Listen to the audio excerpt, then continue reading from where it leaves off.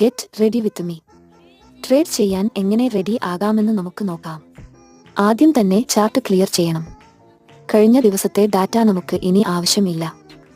2 hair ടൈമിലേക്ക് പോകാം. എന്നാൽ മാത്രമേ മാർക്കറ്റിന്റെ ദിശ മനസ്സിലാക്കാൻ പറ്റത്തുള്ളൂ. ഇവിടെ കണ്ടോ, ലിക്വിഡിറ്റി എടുത്തു മാർക്കറ്റ് താഴേക്ക് ബ്രേക്ക് ആയി ഫെയർ വാല്യൂ ഗ്യാപ്പ് ഉണ്ടാക്കി. അതുകൊണ്ട് പ്രൈസ് കയറി വരുന്നത് ഇവിടെ റിയാക്ട് ചെയ്യാൻ ആകും.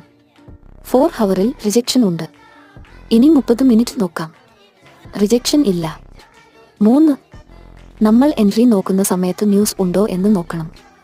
4 സെഷൻ ടൈം മുഖ്യം ബിഗിലേ.